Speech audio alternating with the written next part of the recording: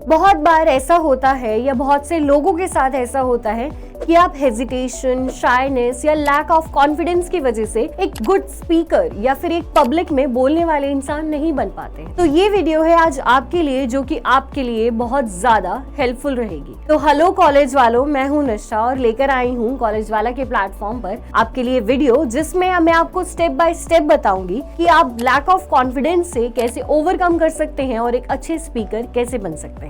तो सबसे ज्यादा अगर हम स्किल्स की बात करें तो ये स्किल्स किसी में भी शुरू से नहीं होती हैं। अगर हम बात करें काउंटिंग की, 40 में से 5 स्टूडेंट्स ऐसे होंगे जो कि बोल सकते हैं, लेकिन 35 स्टूडेंट्स हमेशा ये चीज कर पाएं ये जरूरी नहीं है, और हम ये स्किल्स अपने अंदर इम्प्रूव कर सकते हैं, ला सकते हैं। तो चलिए मैं आपको पहला स्टेप बताती हूँ। सबसे पहले हमारे पास जो मोबाइल फोन है, उस मोबाइल फोन का आपको फ्रंट कैमरा ऑन रखना है। फ्रंट कैमरा के सामने 8 से 10 मिनट आपको किसी भी टॉपिक के बारे में बोलना है। आप उस टॉपिक के बारे में किसी जगह से देखकर भी बोल सकते हैं या बिना देखे भी बोल सकते हैं। अगर आप स्टार्टिंग से देख के बोलेंगे तो आपको अपनी फ्लुएंसी, पॉजेज सबके बारे में पता चलेगा। अगर आप नहीं देखकर बोल रहे हैं, बस उसमें पहले से ही आपका जो थॉट प्रोसेस है या चेन ऑफ थॉट्स है वो आपकी बननी शुरू हो जाएगी। तो 8 से 10 मिनट आप जब ये टास्क करेंगे, इस टास्क को करने के बाद आपको रिकॉर्ड करनी है फ्रंट कैमरा से ये वीडियो, और उसके बाद अपनी ऑडियो को आपको एनालाइज करना है। जब आप ऑडियो को एनालाइज करेंगे, उसमें आपको 4 फैक्टर्स देखने हैं। तो 4 फैक्टर्स का हमें ध्यान रखना है जो कि हमारी ऑडियो में होंगे, जो है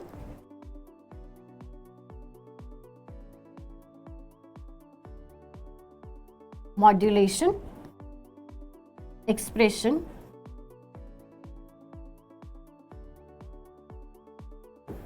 पॉजेस, ROS जो कि होता है रेट ऑफ स्पीच।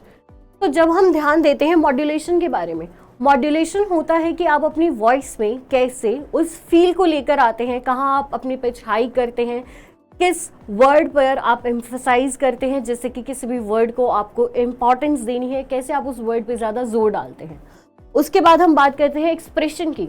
जब भी आप किसी चीज़ को एक्सप्रेस करते हैं, मान लीजिए आपने कोई दुख भरा सेंटेंस पढ़ा या फिर आपने कोई बहुत खुशी वाला सेंटेंस पढ़ा, तो आपका जो एक्सप्रेशन का लेवल है कि आज मैं बहुत खुश हूँ, तो वो आपके चेहरे पर भी आना चाहिए और आपकी आवाज़ में भी आना चाहिए। फिर उसके बाद है पॉजेज। बहुत सारी जगह पर अगर हम बात करते हैं एक सेंटेंस में 2 सेंटेंस के बारे में या एक सेंटेंस में 2 लोगों के बारे में, तो हम हमेशा कॉमा या फुल स्टॉप यूज करते हैं। कॉमा में जो हमारा पॉज होता है वो बहुत छोटा होता है, और जो फुल स्टॉप होता है उसमें हमारा पॉज जो होता है एज कम्पेयर टू कॉमा थोड़ा सा ज्यादा होता है। और रेट ऑफ स्पीच, अगर मैं मेरी रेट ऑफ स्पीच की बात करूँ तो मेरी रेट ऑफ स्पीच बहुत नॉर्मल है। कुछ लोग होते हैं, अगर आप ऐसा करेंगे तो उनकी रेट ऑफ स्पीच बहुत ज्यादा स्लो है। लोग समझ पाएंगे, लेकिन कभी कभी मैं भी बोलूंगी अरे भाई जल्दी बोल, इतना टाइम नहीं है मेरे पास कि मैं सुन पाऊँ। तो ऐसी चीजें होती हैं जो हमारे रेट ऑफ स्पीच में आती हैं। अगर मैं बहुत फास्ट बोल रही हूँ, आज मुझे यहाँ जाना है, मुझे यहाँ करना है, ये करना है, वो करना है, ऐसे करना है, वैसे करना है, सामने वाला इंसान नहीं समझ पाएगा, मेरे वर्ड्स ही क्लियर नहीं है, तो वो होती है हमारी रेट ऑफ स्पीच। तो अब जैसे हमने बात कर ली ऑडियो की, अब ऑडियो के बाद हम आएंगे हमारी वीडियो के एनालिसिस पे। वीडियो के एनालिसिस पे आएंगे तो हमें जो हमारी ऑडियो है उसे म्यूट करके या फिर हमारे फोन की साउंड कम करके हमें वो वीडियो एनालाइज करनी है। तो अब हम एनालाइज करेंगे हमारी वीडियो को। तो वीडियो में हमारे पास जो फैक्टर्स आएंगे वो हैं confidence,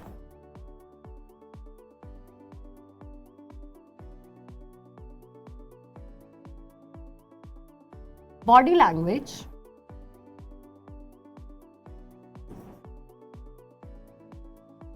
way of expressing things,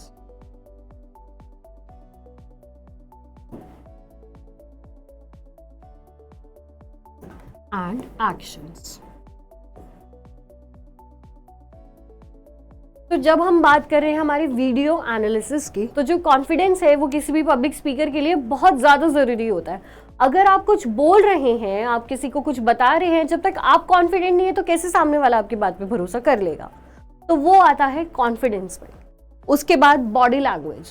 body language में भी आपका कॉन्फिडेंस शो होता है और आपको देखना पड़ता है कि अगर मैं किसी चीज़ के बारे में बात कर रही हूँ, कैसे मेरे हैंड मूव्स कर रहे हैं, कैसे मेरी ब्राउज मूव कर रही है, मैं कैसे खड़ी हूँ, वो आता है आपकी बॉडी लैंग्वेज में। उसके बाद way of expressing things. Way of expressing things का मतलब है कि आप किस तरीके से एक्सप्रेस करोगे जो आप बोलना चाह रहे हो। अगर आप कोई बहुत सरप्राइजिंग वाली बात बता रहे हो तो वो आपके चेहरे में, आपके एक्शंस में, आपकी बॉडी लैंग्वेज में आना चाहिए। फिर उसके बाद है आपके एक्शंस।